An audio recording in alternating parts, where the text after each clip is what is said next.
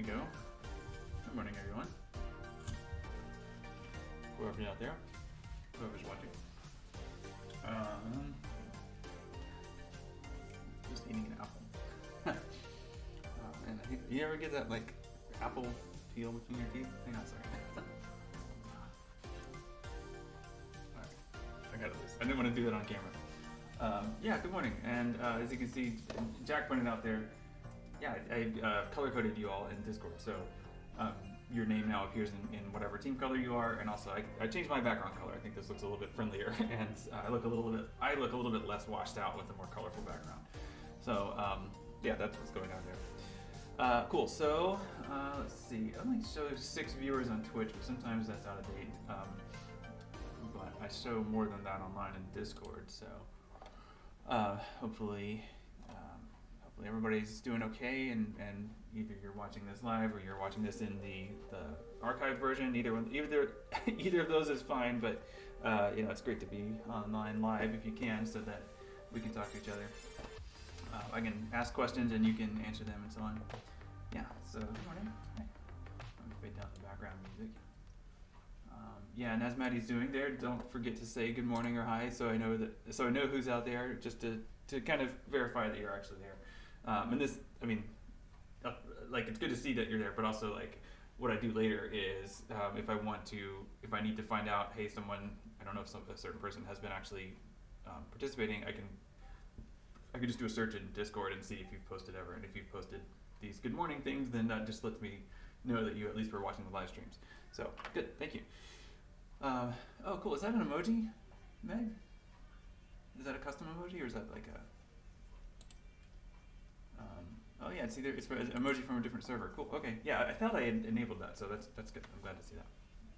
All right, let me turn off my music because I can still hear it. You probably can't, but I have it playing out on my headphones. So, all right, let me switch my screens over so that I'm showing more of what this is. And as you can see, this is the plan for today, and I haven't filled in the rest of today in the page for today because you can kind of see the outline here, and really all I'm going to be doing is adding I'm going to be embedding this video after I've completed it, and then I'm going to be doing another lecture later, as you can see, so I'll be putting both of those in here and some notes related to both of those. So actually I need to adjust my OBS window here a little bit. Okay, let me see if I'm going to try to make this fit a little better into my space here. I think I'll go with that. Yeah. Or maybe I'll just, like, I'm trying to decide where I should, let's do, yeah, that's good. Actually, I'm gonna tweak it just a little bit more. Sorry, I know you all don't care, but I like to tweak things a bit. There we go. Okay, so this is the plan for today.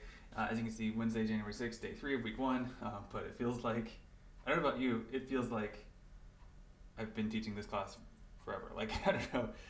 Yesterday in particular was pretty exhausting for me. So as you can see, I've changed my plan for today's schedule a little bit to give myself a little bit more of a break between live streams, and I feel like I need that. So I hope that's okay with you. You know, this class is not actually scheduled synchronous anyway. It's scheduled asynchronous in the sense that there's no official meeting time for the class. However, I did say earlier on that this would be kind of, 10 to 1 would be kind of the time frame for this class, and I was hoping, and still do hope to try to stick to that as much as I can, but I think, at least for today, if you don't mind, I'd like to have a longer break in between and then go to 2. So if you've planned your day around the expectation of being done at 1 and you've got other stuff going on, that's fine, of course, and you can watch these things later in the archive. If that's what you need to do, totally fine. But I wanted to give you that heads up about today. Tomorrow will be much more, I think, front-ended. Like, we'll try to do things. It'll be like an introduction from me, and then a Q&A with Jim and Tim, and so then that'll be it for tomorrow, basically. So maybe a little follow-up discussion activity or something, but not a live stream. So that'll be a slightly different schedule, and then Friday is going to be totally informal. So I'm not, I may not even live stream on Friday, but if I do, it would be pretty low-key, I think.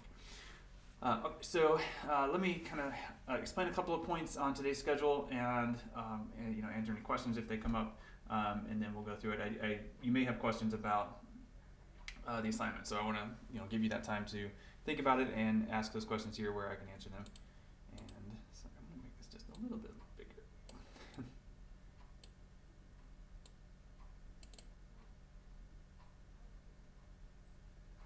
There's a bird on the bird feeder.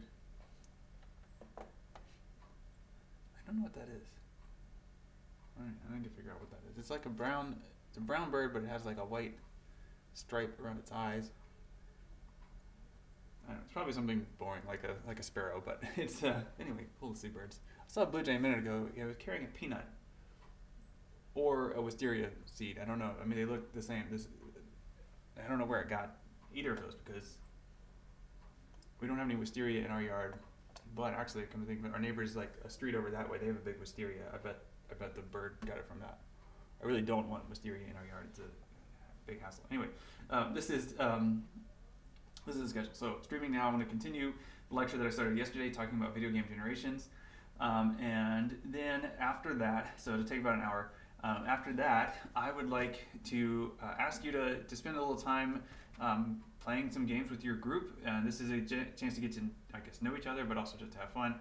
Currently, it looks like online anyway, we've got 2 or 3 from Team Red, and 4 from Blue, and 3 from Green. So you could probably even, join forces if you want to. But that's a good enough size, I think, to play Scribble.io together. It's basically Pictionary. We tried it out on Monday just to see if it would work, and it's just there's no real overarching point in playing that game. It's just a chance to play a game together. So that's the idea, and and as you do that, you can brainstorm your ideas for the video game commercial project, which is what this is your first project for the class. Okay, so let's see, and that's so like Scribble.io is it's like a chat interface, and I guess I could just show it to you. So you can talk there a little bit, but really it's just a chance to understand who you're talking to a little bit by playing a game with them, and then you can use your Discord channel or the voice channel in your Discord, your Discord voice channel or your Discord text channel to actually just kind of brainstorm ideas for what you're all going to do for your projects. Now, I've talked to at least 2 of you that are going to work together. If you do want to work with somebody, that's fine, although this isn't really designed as a group project or intended. I mean, it could be, and it can go really well if you do it as a group project, but it's up to you, and really I think most of you will probably want to work individually, and that's totally fine. So the way this works, I'll just show you, like if you want, what I'd recommend is for Scribble.io is one of you, just whoever gets to it first, create a private room and then send the invitation to everyone else. So you do that by clicking create a private room. You do need to make an account, I guess, or at least a screen name. And then you just start the game, and then it gives you the invite link. Right, so pretty basic, and then once you're in, it's pretty fun. This is what it looks like when you're playing. I'm just joining a public game right now, so I don't know. So yeah, someone is choosing a word, and I'm not actually going to play here. It looks like I just joined a game that's just starting. So yeah, but basically, as they're drawing, then I guess down here, and that's it. That's all there is to it. Let's see. See if this person actually gets around to drawing. It looks like they're not. Okay, so I'm going to close it. But that happens sometimes. All right, good. So then I'm going to be streaming again around 1 to complete the kind of lecture portion of today, which is Twitch. All right, good. So let's take a look at a couple other things. So there's homework that you've hopefully had a chance to look at. That's going to be, oh, hey. Bunch of birds just showed up. So a couple of cedar waxwings and a cardinal. Cedar waxwings are funny. Okay. And I see you talking about y'all asking some questions about the commercial project. I'll get to that in a minute, but let me just remind you a bit about your homework. Your homework for today was to have read these 2 things, and these will be really relevant for the second lecture today. So if you haven't looked at them yet, please look at them over lunch. Pretty short, and this link should work now. I know there was an issue before, but I think it'll work. Let's just test it. It should take you to the book, and then at least, and then you can open the book and then browse to that page. So it's page 45. I'm not sure I could link to, I haven't figured out how to link directly to that specific page in a way that you can actually use, but hopefully you can spend that time to get to that. It's really the last section of chapter 3 is what we're interested in, where it talks about the issue or genre. All right, cool. And then after class, the homework is start making plans for your commercial project. And again, I see you all discussing a little bit. And then I see you all, and I'll get to that in a moment. But the other thing is I'd like you to take a look at this article. This is an article in the Journal of Game Studies, which is the journal of the first journal of the discipline of game studies as a discipline. And this is a relatively recent article, but it's an example of an article doing video game history, and specifically Carly Kocurek, the author of this, is talking about a specific arcade game. So this is kind of to help us get some ideas going to prepare for tomorrow's conversation about arcades, and to learn about a specific game called Death Race, which is a video game that generated some controversy. All right, good. So let's see if, let me see. Yeah, I'm going to try to get into the conversation here a little bit, although, as Kate may be pointing out, maybe this is something that, this is the kind of thing I want you to be talking about with your group. I do want you to brainstorm and try to come up with some ideas. All right, let me see. So, okay. It looks like I'm trying to skim the conversation back here and here.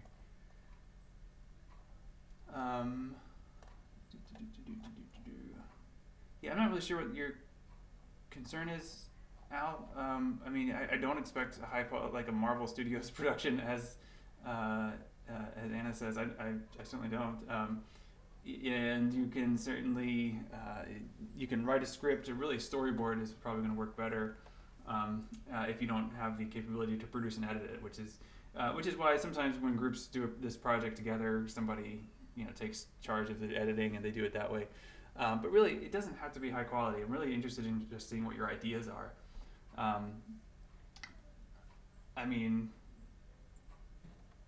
They don't have to involve, so Al's question here, modern game ads, even on the simple side, involve animation, lots of editing. Yeah, they could, or they do, but do your best. Like, that's not the part I'm grading. I'm not grading how good of a commercial it is. I'm just grading your ideas and your engagement with the game. I want to see that you understand the game that you're trying to introduce and explain. And as you'll see when I show you examples of commercials, a commercial is a lens into a particular cultural moment. So when we look at when we saw those ads from the 1970s and 1980s, they had a particular idea about how games were supposed to be used and who would be using them and where they would be. And those ideas were essentially an argument. They were saying, this is what we should be doing. We should be gathering our family together and consuming media together, but really it's about the experience of being together, right? When you get into the 1990s, those video game commercials, as we'll see with some of the examples I'm going to show you today, have to do with like the single player experience more so, but also like the idea of consuming media, and it's a window into how people thought about video games in the 1990s.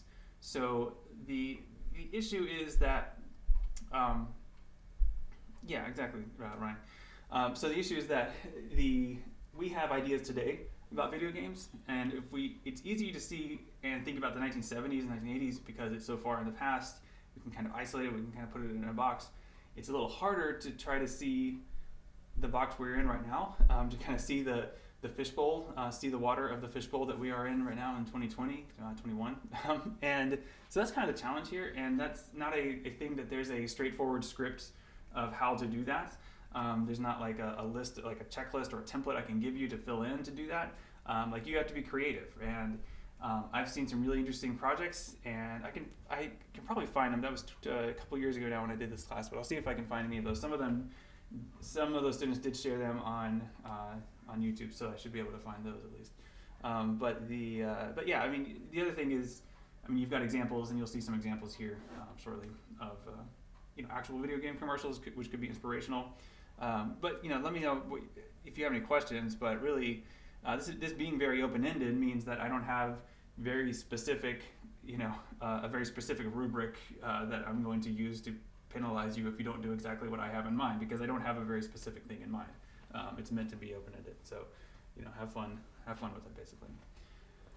Okay, so, and there was a question about 1987. Yeah, if you have a really good argument, maybe I could consider, being flexible on that boundary. I really just wanted to set that as I needed to set a boundary, and so it is kind of arbitrary, but it's meant to be something that requires you to go back in time and look at something earlier. And yes, there were certainly NES games after 1987 that are pretty significant and interesting, but I'm trying to challenge you here, so I want you to go find something that you can learn about. That said, I'm not, it's not that important, honestly. The arbitrary, where the boundary is not honestly that important to me. And all the birds left. All right, so I see Alice typing, so I'll see if he has a question before I move on to the lecture part.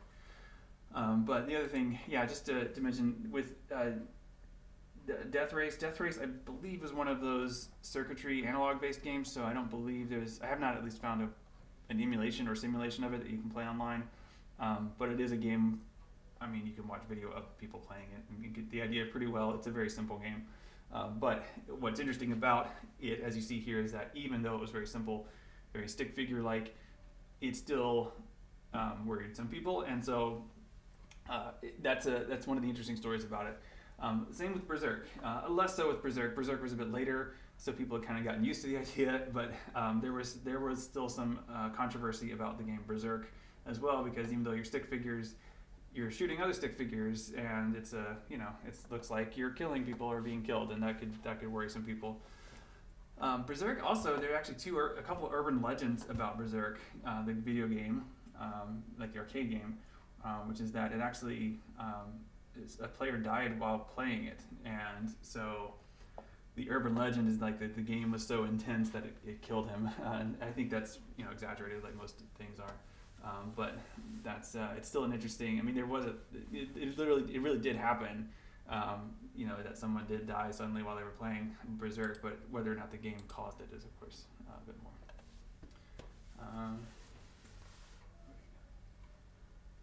The emphasized line. Okay, I don't remember which line was emphasized. So anyway, I feel like you're okay now. So, yeah. Yeah, that's probably true. It was probably a pre-existing condition, and just one of those random tragedies. Anyway, that wasn't the point of today's class. I just wanted to mention that. But it definitely feel free to chat about your ideas if you have questions about your game. I'll be online, throughout the break today. So if you have questions or want to run something by me, I'd be happy to talk about that. Actually looking at, I'm sorry to get distracted by this, but I'm looking at this, I wonder if, the way that the lettering, the numbering, right, the score looks really consistent, so I wonder if, it might have been just a ROM, like a character generator ROM, and then, I don't know, I don't think I have the full MAME archive library of all of the arcade games basically ever made. I don't think Death Race is in there. Anyway, I'll take a look later. Okay, so let's see. What else do I need to talk about here?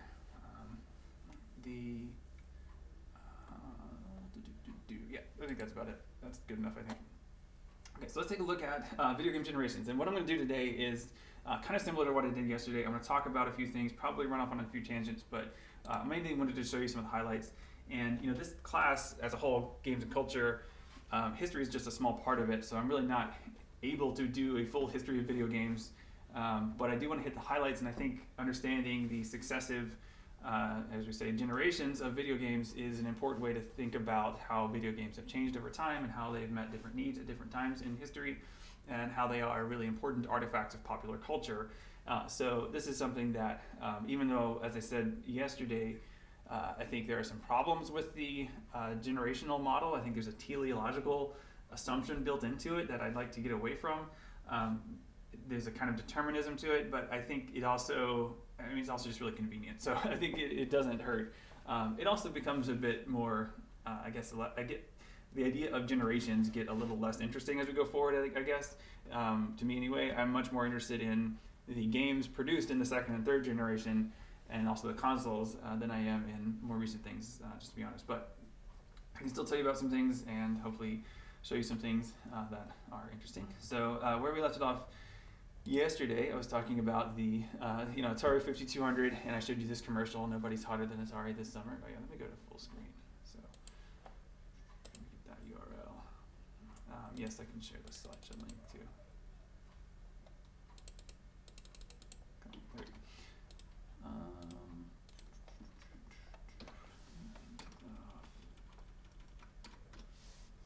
So there's that. I guess I could give you this link, or just I'll give you the actual share link so you can copy it to your drive.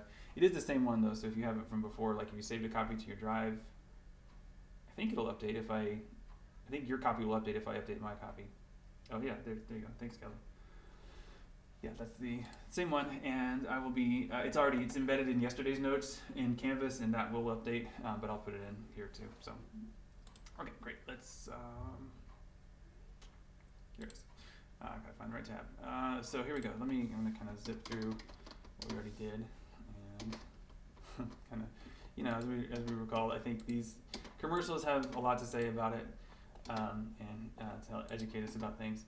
So the third generation is very much dominated by Nintendo and the sometimes known as the 8-bit era, even though technically all the other the consoles in the second generation were also mostly 8-bit processors.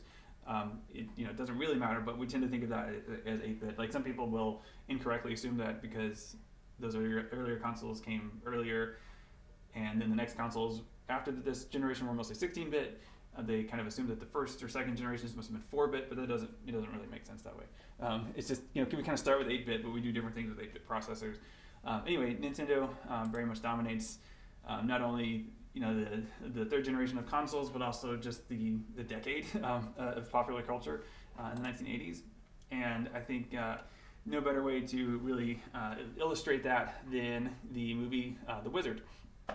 And this is a movie about Nintendo, basically, and I don't know if it holds up as a movie. I don't, probably not. But this is a, I'm going to do a little, change this URL here a little bit so I can make this bigger. This is, make sure you can see that. Yeah. So this is a preview, but it's one of those previews that basically contains the entire plot of the movie. So I think it's okay just to watch the whole thing. Oh, it's unavailable. What? Okay, let's try it here. How can it be unavailable? I was just watching it. There we go.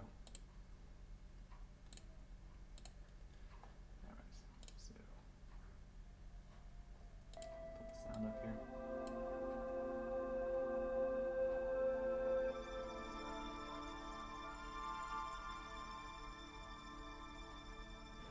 Just where do you think you're going, boy? California. Though Jimmy is a heavily traumatized boy, he has a certain fixation with building, stacking. I'd like to think that he's searching for a way to express himself. We're thinking about putting him into an institution. Well, you want to see that happen? Huh? You want to see him put Jimmy in a home? That's Christine's decision. He hasn't changed come ever on, since Dad. Jennifer. He doesn't do anything. He doesn't say anything. He's a wizard. You want to go to California, and you want to prove that Jimmy doesn't belong in a home. Do you think they put him in a home after he won this? A video game contest.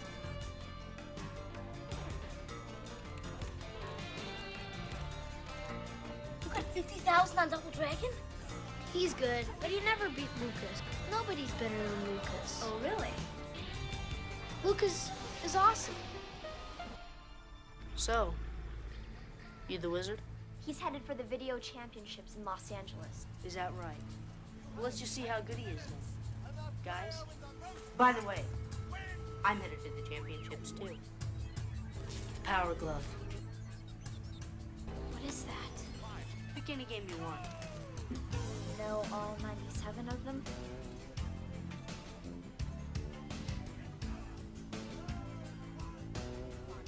I love the Power Glove. 3 finalists, 1 champion. Who will survive? Video Armageddon.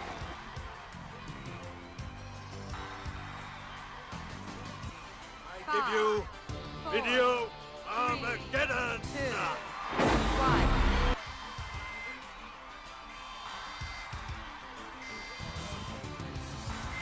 Gimme! Jimmy! What? We have 3 contestants! 1, 2, 3! And my son's a fireman. Jimmy! Super Mario Brothers 3!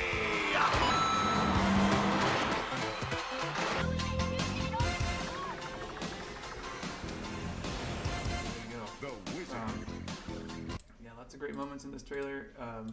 It's, the Power Glove. I mean, the meme from that moment in the movie is when he's got the Power Glove and he says, the Power Glove is so bad, yeah, it really was not a great controller. Have any of you ever used a Power Glove? They are, of course, kind of collectible now, but yeah, they really weren't very good as controllers. My neighbor had one when I was a kid, and I remember playing it and sort of being confused by it, and like the thing that what's his name, Lucas is doing there when he's steering the car, it kind of doesn't really work that well. Like it's the latency is really bad. So like I remember it being just like you could sort of do that, but it would just, you couldn't control it with as much fine-tuned detail as you can just with the regular D-pad on the controller. So yes, that trailer did give a lot away, and just to spoil the final, of course Jimmy wins the big thing, right? Of course he wins the tournament. Whatever I don't really remember the actual terms of the competition, but he wins and gets to play Super Mario 3. And I remember seeing the movie in theaters too, and it like blew me away, like the whole Super Mario 3 being revealed, and I was like, what is this? This is crazy. So it definitely worked as advertising, and I was, growing up, you kind of had people that were like Sega people and people that were just Nintendo people, and we were definitely a Nintendo family. So I had friends who were Sega families, and that was, so I did experience some of those too. But the Power Glove, not a major, not a super successful peripheral. Nintendo had a lot of interesting and not all successful peripherals. But what's interesting about it is it's trying to give you that sense of control. It's kind of playing into almost the virtual reality or kind of cyberpunk ideas of how people relate to computers that were pretty popular in the 1980s and 90s. So yeah, and as Jack's pointing out, it's something I don't remember from when I watched this as a kid, but you can definitely see now in the trailer is like Jimmy as, they mentioned like he may have PTSD, which I don't remember that at all. But in other ways, he seems to be autistic, and I think, I don't remember what year Rain Man came out, but there seems to be a similar kind of idea of the like autistic savant going on with Jimmy that you get in Rain Man. So I think that's an interesting theme or topic that seems to be going on in this. You're right. So the Wii controller, the Wii Fit, these are things that have as their ancestors things like the Power Glove or the I forget what it's called, but the running pad thing that you stomp on and then you run. Those do tend to. The running thing did work okay, actually. I remember my brothers and me, we would use that a lot. But the Wii Fit, all that stuff is the real descendant of it. The thing we used to do, like the running pad, is like it's supposed to be a track and field game. That's the one we had anyway. So the idea is you would be controlling a character who's like sprinting, and then it has to like jump over hurdles or something. So you're supposed to be like on the pads doing that. But me and my brothers, we would like one of us would get one foot and the other would get the other foot, and we would just like wail on the big buttons like that, and it totally worked. So anyway, these are these are the things that Nintendo was trying to do. Let's see. And Nintendo is so ubiquitous, honestly, that I don't know there's a whole lot I need to tell you about Nintendo, but it does definitely dominates.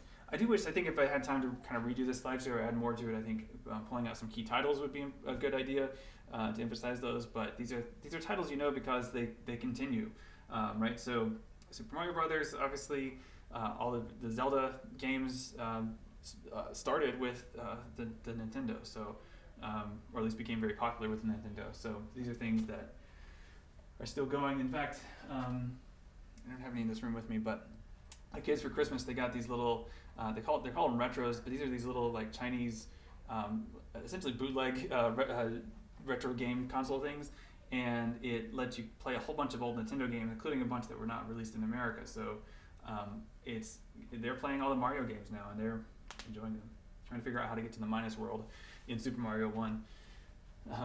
So okay, let's take a look then at the 4th generation. And in the 4th generation, I don't have dates for these, but this is early 90s. Forgot to put it in there, but definitely the idea, and I'm just kind of pulling out some highlights and themes here in these slides. Certainly better graphics, right? The 16-bit processors mean that things are more capable of more things, I guess. And like Super Nintendo is able to do things like layered simulated 3D, and it looks pretty good. So games like Donkey Kong Country look pretty compelling, actually. Even in the even though it's a simulated 3D, it actually looks really pretty convincing as 3D. You also start to see interesting, more mature titles, more edgier advertising. These are things that are appealing to the kids that grew up with Nintendo but are now teenagers, and they want something a little bit more advanced and that kind of fits in with their more like edgy grunge lifestyle, I guess, in the early 90s. So the two consoles that definitely dominate this generation, Sega Genesis, Super Nintendo, and these were the two big competitors that went back and forth. But there were several other interesting ones. TurboGrafx 16, I believe, came out before either of the other two, but that was a decent console and had really good games on it, which never kind of took off, and the library was never expanded beyond the initial couple years of games. But I remember playing Bonk the Caveman on that. My cousins had one, and it was pretty good. But a cartridge-based system, very much like Super Nintendo, Sega Genesis. In this generation, you get the first major optical disc-based system, the Philips CDI. Very expensive system, and so not a lot of people had it, and it didn't do as well. But there was a Zelda game for Philips CDI. Pretty terrible. Okay, so I find commercials a really interesting way to get into it and understand a particular generation. Oh yeah, and Meg is pointing out the Super Nintendo really holds up very well. It may, if you look at like many people who kind of rank the best consoles of all time, Super Nintendo often wins out. I think to me GameCube is probably my favorite just overall, but maybe Channel F. I have a fondness for the Channel F, as I showed you yesterday. But I think the Super Nintendo holds up very well. They're very durable physically, so they are they still work. I own a couple of them, but I don't have them here with me. They're at school, but they still work well, and I enjoy playing them. The thing I like about the GameCube, by the way, is like I really like the controller. I really feel like the GameCube controller sort of fit in my hands really well, and it plays really nicely, and also a lot of great games for it. So anyway, getting ahead of myself. What's really interesting to me in the early 90s period of video game advertising is you get this pretty interesting like advertising war between Genesis and Nintendo, and you get things like what is the I'm blanking on the Nintendo slogan from this time period. Was it? I wasn't playing with power, but anyway, this idea of comparison, right? This idea that we are better than them. It's something you saw a little bit of. I showed you in the. I think I showed you somewhere. The Intellivision ads, when the Intellivision was competing with Atari, and you had George Plimpton come out and say how much better the Intellivision was and show you the graphics. You get a little bit of that with the Genesis comparisons, as I'll show you in this. This is a video with a compilation of some ads. But yes, this is Sega. Sega they made the Master System in the early 80s.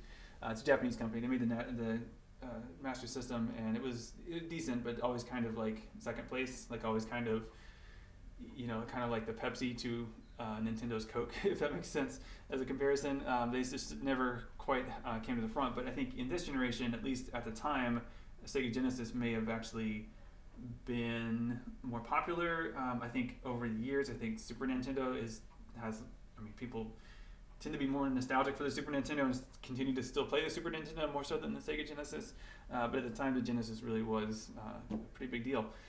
And they had some pretty interesting advertising. I've been going down these rabbit holes and finding these advertisements for games. And even though I've looked at these things for years, I found some this morning that I'd never seen before, and I can sort of barely believe were actually real. So I'm almost wondering maybe this is something someone made to look old, but made recently. You'll see what I mean. This is a Sega commercial, and I'll show you a few different ones in here, but I wanted to start with this one because of how remarkable it is. So BS here stands for before Sega. I guess I should turn on closed captions. These are auto-generated captions, so I don't know if they'll be any good, but let's see.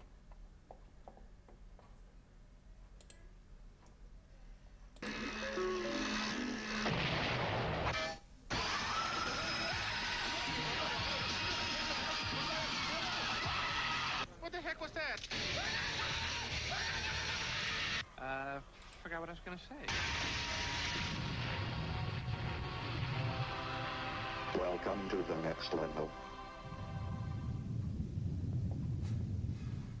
So that's actually for the Game Gear, which is the handheld version of it. But I just wanted to show that because I'm gonna watch that again. There's just a lot going on there.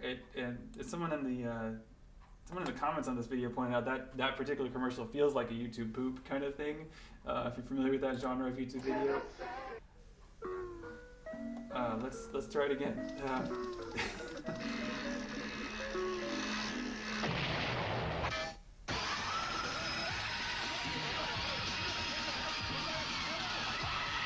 What the heck was that? Forgot what I was gonna say. Welcome to the next level. There's just so much there. Okay, so yeah, it's a lot, and it's not that unusual in terms of Saddam Hussein's cameo there was pretty unexpected, but this whole idea of like being like super edgy and super like glitched out and things are super fast and loud, like that's the 90s. Like that's 90s advertising. Like that totally. I definitely remember that. So yeah, it definitely does seem like a YouTube poop kind of thing. I think Jack's referring to that. But the right, yeah, good point, Kate. I'm kind of okay with the before Sega version here too. Let's say let me take a look at a couple more. There was did I accidentally click off? Yeah, somebody had a good. Yeah, this is another one that I just can't believe actually is real. When you buy the Sega Genesis that comes with Sonic 1, you'll get Sonic 2 absolutely free. Sonic 2 handles stubborn stains, embarrassing bald spots, no problem. It even slices and dices, makes thousands of julienne fries. But wait, you can play it too. This free Sonic 2 is a $54.99 value. You get 2 Sonics for the price of 1. Sonic 2 fits easily into any tackle box. Made from a space-age polymer plastic for years of family fun. And pets love it too. Buy the Sega Genesis that comes with Sonic 1 and get Sonic 2 free. Act now. Wiener Dog sweater sold separately. Young Bobby Angles has a problem. Yeah, so again, another really clever and self-referential, satirical, postmodern kind of advertising. And yeah, I think people do sometimes refer to the 90s as like the postmodern era for advertising. And I think you can kind of see that here. But let's see if we can find a couple that actually do the side-by-side comparison. Let me see if I can find one. Yeah, this is the Genesis does what Nintendo don't. That was kind of their thing. Only a chosen few record forth to experience the new dimension of high-definition graphics and stereo sound. Not sure what's going on in this one. That's not bad. The original Duck Hunt was the Nintendo Entertainment System, the NES, right? And that's with the laughing dog and so on. Game system with true arcade games, great graphics, real challenge, stereo sound, and the light gun technology was invented in the 1960s by Ralph Baer, but it was used in the Magnavox Odyssey in 1971, or two. But the Nintendo Light Zapper thing, that was for the NES. If you got a link for me, I might show it. If you, I don't have time to just look it up right now. But yeah, I mean, so you can definitely. I wanted to show you this narrative of like Genesis does what Nintendo don't, and I think there's also an implied other way of thinking of this. Like on the one hand, we do what they don't do because we're better, but there's also an implication, at least, that we do what Nintendo won't do because we are edgier. And so you see this especially in the two different versions of of Mortal Kombat. So there's a version of Mortal Kombat released both for the Super Nintendo and Sega Genesis, and the Nintendo version does not have blood in it. So that's a big difference there. Okay, good. So we've got Sega. So I guess I can take a look at it. We can look at one of these. These are also pretty remarkable videos here. So I'm not sure which one exactly this is, but we will take a look at it. So thanks, Colin. I believe these were only. Yeah, this is getting ahead of us a little bit with Sega Saturn, but it's still an example of Sega's brand persona. And I think these were just Japanese. It can be partially just in Japan, but.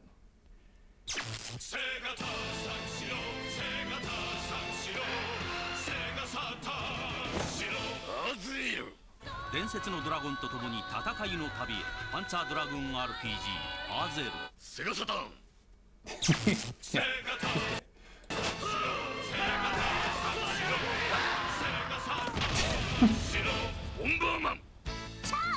Yes, okay. That's some excellent video game history there. Thank you. Yeah, thanks for sharing that. I'll look at the rest of this later. Yeah, Saturn would be, what generation are we on right now? It would be the one after this. But that's, in fact, I think I forgot to be, I think I forgot to even include Saturn on my slides because it's a kind of a forgettable console in some ways, but it's okay. It's still pretty good. All right, so let's move on a little bit. And these last ones I'm going to get kind of even sketchier on just because I want to kind of get through these and get you into that sense of that timeline.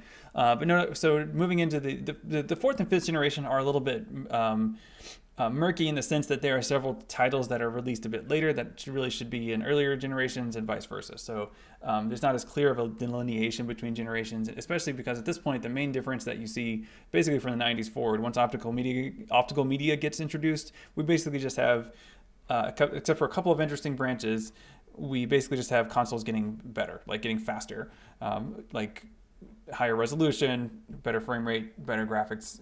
So that's really all that distinguishes, for example, PlayStation 3, 4, 5. It's really just getting better. Like there's no real change in how you play games or what kind of games you play. It's really just sort of the same things but better.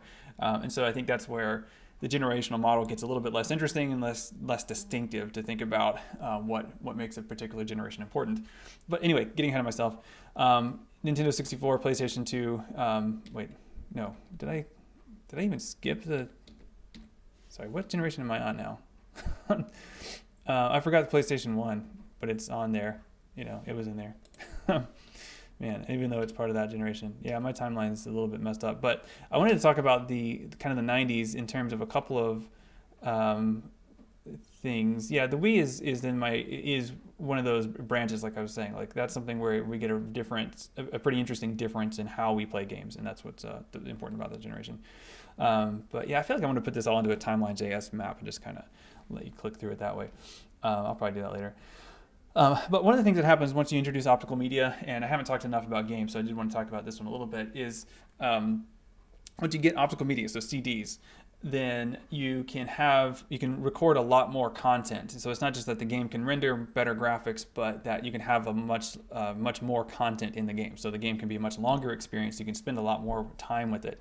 And you start to get games like this. So this is Silent Hill, which to me is really the best example of the survival horror genre of video games. And I mean, it exemplifies it. It's almost the archetype that other games tried to be like. People that really study survival horror talk about this as one kind, and there's maybe Resident Evil is a different kind. I don't really want to get into that semantically, but just to kind of show you, I want to show you a little bit of gameplay just to see that we finally have graphics that are not realistic really, but they're trying to be realistic. And what's interesting about this era of gaming is that you don't see as much like nostalgic interest in this era of gaming. I think the kind of the late 90s, early 2000s, because things were trying to be realistic, and compared with things today, they just weren't. They weren't very good at being realistic, and so we kind of look back on it and see it as kind of murky and muddy and ugly, and that's true. And yet, I think those are features that actually work in favor of some games, and I think Silent Hill is an example of that. Let me just kind of show you a bit of gameplay here and kind of talk through it. It's a survival horror game, meaning that you have a gun, your character that you play as has a gun, you encounter demons, you can shoot them, but most of the time it's better to avoid them and run away from them. So this is more about you surviving the experience than about like wiping out everything on the screen. And so we have a different kind of storytelling happening here, where we're trying to tell a more complicated story. This is a very psychologically complex game. It's a game where there's a lot of ambiguity about what's actually happening and what certain things mean. It can be you can follow the mythology and try to put it all together, but it gets pretty convoluted, especially with the later games. But it's really about this unique kind of experience that doesn't really have a parallel in other games, in other media, rather. So the survival horror genre, to me, is one of the things that video games as a medium have helped us, have created and let us do that really doesn't exist elsewhere.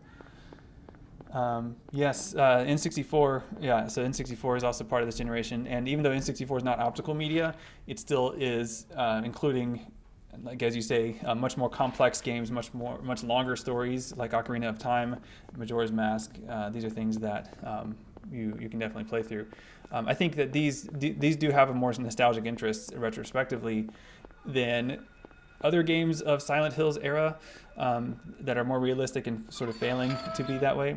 I would say because things like Ocarina of Time are fairly cartoony in their graphics, so even though it's realistic, much more so than like Mario 64, it's still fairly cartoony in a way that does tend to hold up really well.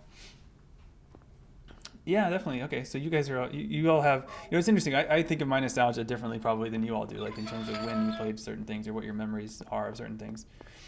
Because I think of Nintendo as like my childhood, right? Like I grew up when I was 7 or 8 years old when we first got our Nintendo, and maybe a little older than that, come to think of it.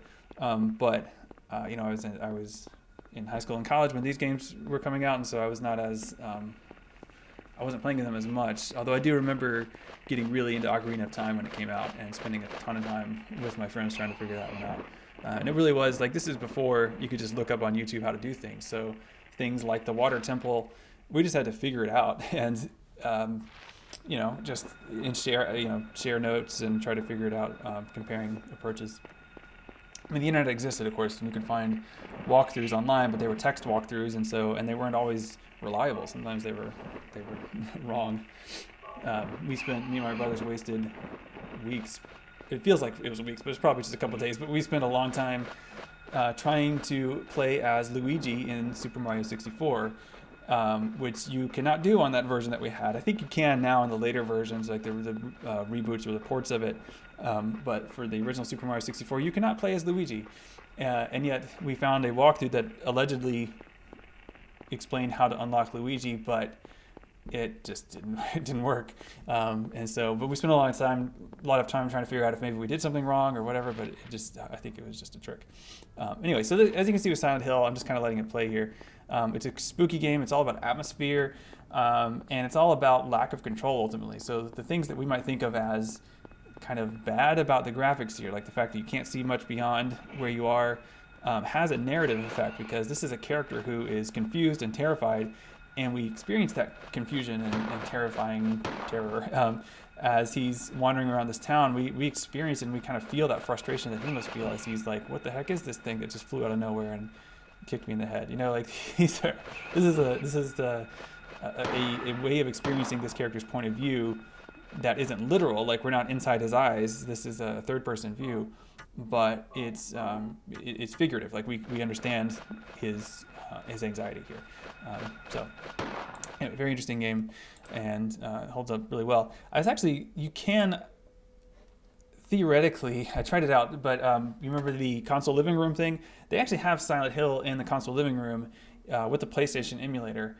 And you may have better luck than I did. But I got it to work. It took a long time, essentially, because we're talking about a CD of content, so that's like 600 megabytes, and so it has to download that entire CD into your browser memory before the emulator can play that game. And then once it finally did, at least in my browser, it was playing at like 4 frames per second, and so it was really not playable, even though I do give that game a lot of leeway in terms of, sometimes frustration can be productive and interesting. In this case, the frustration just meant like it was just unplayable. But anyway, there's a lot to say about Silent Hill. I've written a couple essays, published a couple things about Silent Hill. I'm a fan. Okay, but I haven't played any of it recently, and of course the kind of attempted reboot of it didn't work out. Anyway, the other thing I wanted to share and talk about a little bit with this is from the 90s is the Virtual Boy, because this is another one of those interesting branches that kind of didn't go anywhere, but you can kind of see as maybe a precursor or an ancestor to Oculus Rift and things that we do now understand as kind of the reality of virtual reality. So I say the reality because even though this was called the Virtual Boy, I think to consider this virtual reality is a stretch. Have any of you ever experienced a Virtual Boy? Because it's an unusual experience. It's a stool, right? It's not an entirely unpleasant experience, but it's not I would not call it a pleasant experience. Oh, Scott, you have used one. Great. What did you think?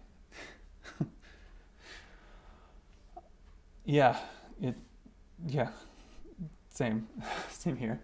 I do like to, whenever I do this class in person, I've at least the last time I was able to borrow a Virtual Boy and bring it to class, and it's a really unusual experience to play.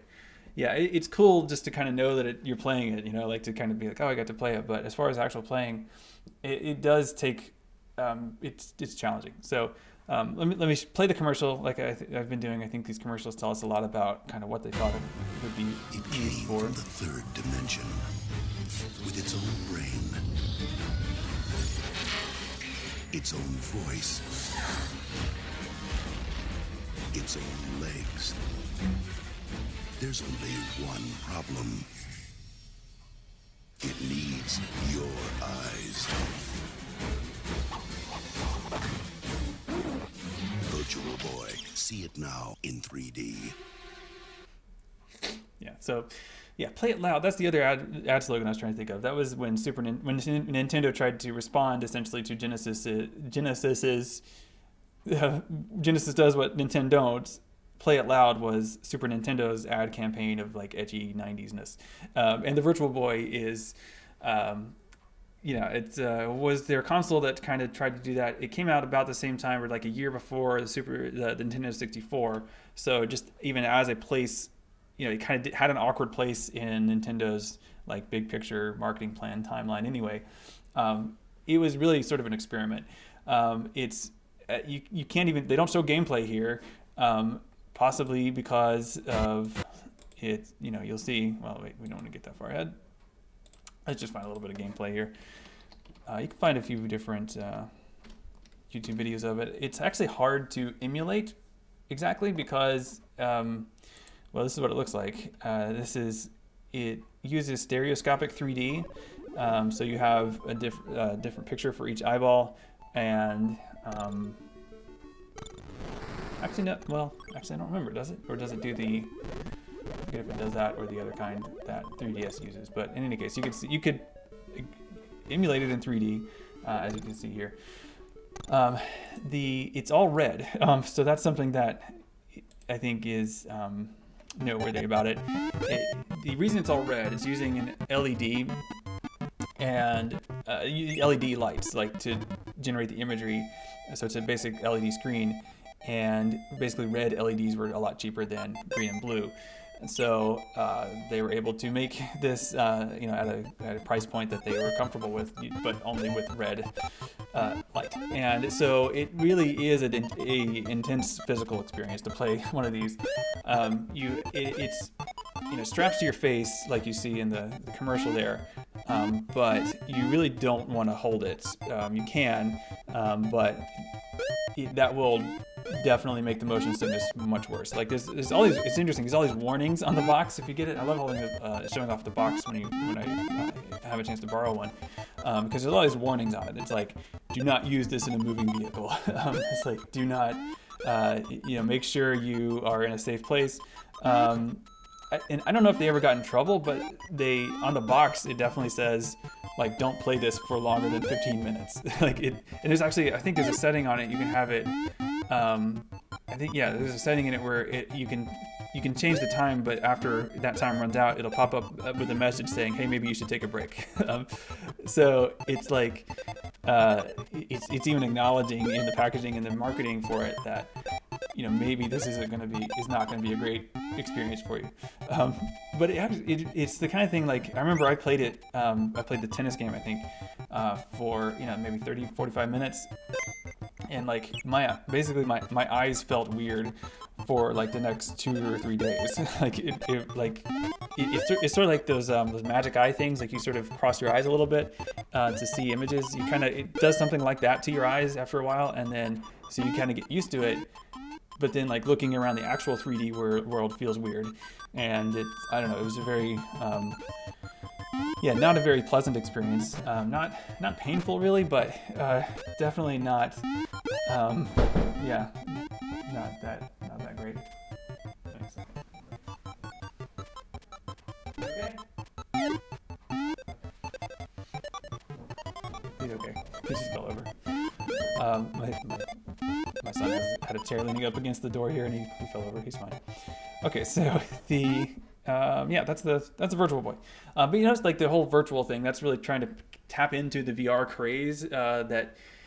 It's something that's finally come to fruition in different ways with like the Oculus Rift and all the different things. But it's a thing that had been promised and was kind of always forthcoming and just about here. Really since like the 1970s and even the 80s, you had different products or people trying to do something that either it was a very, very rudimentary kind of VR, or was very expensive if it worked at all, or was really just trying to pretend to be VR but not really be VR. Those Tiger games, I wasn't planning to talk about them, but those are those little digital LCD. Are they LCDs? I don't remember, but they're like little digital Tiger games. I wasn't going to talk about them, but if you are interested in them and if you want to tell us about them, you're certainly welcome to. They were terrible. If we're talking about terrible games, right? Those are things that sort of played into, like you would buy it, like you'd see it on the packaging and be like, hey, this is Street Fighter, and then you'd play it and it's like, it's not Street Fighter. It's hard to describe, and I don't know if there's. Tiger was just the major manufacturer of these, but they were basically, even calling them knockoff games is a stretch. I don't have any video or images of them, but I can try to describe them. But it's like if you think of how a digital watch works, where there's like a 8-segmented display. And for like the 8-segmented display, certain parts of it will be on and other parts will be off. And like if this part that goes this way is on, that's a 7, or whichever way you're seeing it. And if this part if these ones are on, it's a 0. But basically, like, you can actually look at it and kind of see where the segments are if you hold it in the sun a certain way. Tiger games are like that, except that like it's a picture of like a fighter, and he's like either like this, or its arm is out, or its leg is up, and it's sort of digitally switching back and forth between those pictures of that character as you push the punch button. So there's no like animation, there's no real like picture screen. But yeah, that's a good picture of them. And yeah, the same idea there with those watch versions. And really, yeah, sort of barely playable, even as you were a kid. So, yeah, I guess the Discord chat that I have up here doesn't show the images when you post them in that channel, but you can see them on the actual channel if you're watching it that way. So interesting games, and interesting but not great. Just sort of an example of trying to capitalize on it. All right, so just kind of going to quickly highlight a couple things here, just to kind of wrap this up. The main things, yeah, they are like Tamagotchis. Yeah, very similar. Although Tamagotchis, you know, they were not trying to, you know, be Street Fighter, so they were trying to do a lot less, and therefore were, I think, more successful. And yeah, that's close enough, Kelly. I think that's probably right. We're close to right. Anyway, so moving on, and you see, I totally forgot to put a couple of things on here, actually, like the Saturn. But you know, the 6th generation, early 2000s.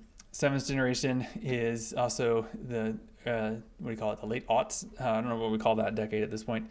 But this is where the big difference, and as you can see, I'm getting very sketchy here as I'm highlighting just a handful of things here that, I mean, I'm also kind of taking for granted that you probably know the games and consoles from this era.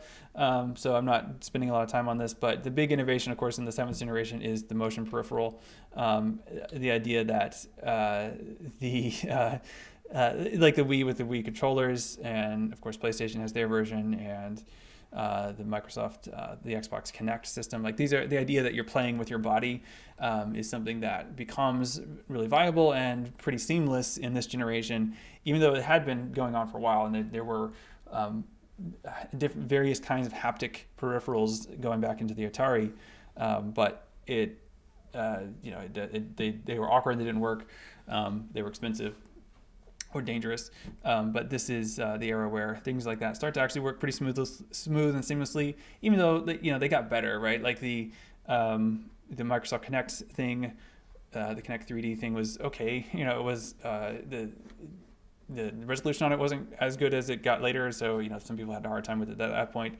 Hardware in terms of computational structure, a Wii is not really that much more powerful than a GameCube, if at all, but it adds the peripheral, and that makes it a pretty different gaming experience. So here you do see a pretty big difference between these generations.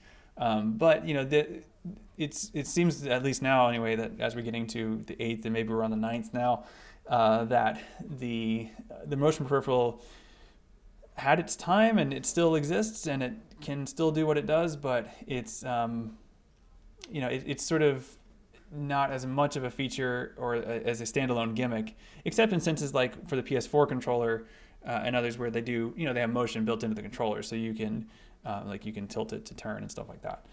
So these are things that they have a continued life, but it was not like the big feature of this console when it was advertised. Yeah, we have our neighbor just gave us a Wii U last year, and it's interesting. The kids really like it, and the Wii U is kind of the, it's a sequel. It's kind of Nintendo's 8th generation console, I guess, but it didn't really do as well, certainly, as the Switch has done. But the Wii U is very playable still, and definitely a big improvement on the Wii. So in terms of graphics, it's much better than the Wii, and still has all the motion peripheral. Like, you can play Wii games on the Wii U, so it actually turns out we really do get a lot of use out of our Wii U. It's also got the game, like the gamepad with the screen in it, so you can play it like that. Dreamcast did that way back in the 90s, but smaller screen, but still the same idea. And now we see that with the Wii U, and it's pretty fun. So like my youngest, she just turned 6, so she usually plays with that, so she can see it much more up close than the other kids are playing with the full handheld controllers, and yeah, they have fun. They play a lot of Smash Bros with it. So anyway, that's a quick tour through game history again. I think the main thing I wanted to get across is just some of the highlights of some of these generations. I really wish I could spend a whole class semester on game history and really get into some of these eras and kind of go down some of these rabbit holes in terms of directions that didn't actually pan out. Things like the Virtual Boy and Intellivision and different control schemas and things like that were pretty interesting ideas that failed for reasons that didn't necessarily have to do with their quality, but failed for because of bad business decisions or whatever else. Video game history is an interesting thing. The main thing I wanted to get across, though, is to look for those edges, like to look for those things that are unexplored branches. Those tend to be much more interesting to me than kind of who was the winner of this generation. You can look at it that way, but I think that who was the consequentialism of the kind of survival of the fittest narrative, I think leaves a lot out, and I think it's a too narrow way to understand history in general. So anyway, that's kind of some thoughts there. I do want to wrap it up so I can take a break and get ready for the next thing. So I'm going to wrap up the stream in a minute. If you have any questions or things here, I mean, there's great discussion going on. You're certainly welcome to keep chatting there. But my request is that you spend a little time between now and the next stream brainstorming some ideas about your commercial. Again, it's totally fine if you want to do the storyboard thing, storyboard or scripts. I mentioned that, and I kind of emphasize that even because, normally when we do this class, it's in the Convergence Center, and we have access to the media editing room there and the studio. And so I kind of say to the students when they take the in-person version of this class, like, hey, you should go, check out a camera and, try out the green screen studio and stuff like that. Can't really do that right now. So as far as you getting the most out of this project, I think it would be great if you want to edit something together and learn how to do some basic video editing. It doesn't have to be fancy. Like, I just kind of want to understand your idea, and that's something that you can get across even with a rough edit on a video, let's say, or in a well-described script, or even a storyboard. So that's all fine. And there was a question, I think, earlier, at least Ryan had asked me about this in a different conversation, what to do about gameplay. So if you're doing a video, then one of the elements you could include in your video is literal gameplay. Like, you could record yourself playing part of the game and put it in there. And as you saw, especially those 80s, especially the 80s commercials, you almost always see footage of the actual game in the commercial. So that's why I wanted to put that there as one of the elements you should have. If you're writing a script, if you just describe that part of that gameplay, that's fine. I mean, it's the idea that we're putting the game into the commercial. We're not just sort of telling a story about it, but we're actually showing it off. And so that's the main thing that's the main thing that does there. But basically, again, as I said earlier, just the point is to be creative, have fun exploring some of these ideas. One more thing I want to mention, just because I just thought of it, and then I'll wrap up and let you all play Scribble, is for the assignments here, at the end of this week, there are actually two things due. There's the commercial, but there's also a reflection, and I added a bit of description here to give you a sense of what I'm looking for here. It can be very informal, but this is basically, I would like for you to look back on the week and talk about some things. And I've got a few questions here that might help you organize the things that you might want to remember and talk about in your reflection here. And each of these corresponds basically with each day. So for Monday, I did the slideshow about different arguments for certain games being considered the first video game. So I've kind of posed this question here. What do you think? Like, what was the first video game in your interpretation, and why do you think that's the case? So you might want to answer that. Or, we talked about generations yesterday and today. We're going to be talking about genres a little bit later. And then tomorrow we'll be talking about arcades. So these are just kind of signposts, I guess. I'm not asking, you don't have to answer all of these. These are just suggestions so that you have something to write about or talk about when you sit down and do this. This does not have to be a formal essay. You don't need to use citations or anything like that. I just want to see that you can work with these ideas, and that I want to see that it's making sense to you, basically. Okay, so let me wrap it up here. Of course, we'll be putting this on YouTube later, but this I will be streaming again at 1 to talk about video game genre, and that'll be another one of these lectures, but hopefully okay. Have fun playing Scribble. I might jump in on a game if that's all right, but I'm going to also be getting ready for my my next lecture. So anyway, hope you're all doing well, and I will see you all in a little while. Bye.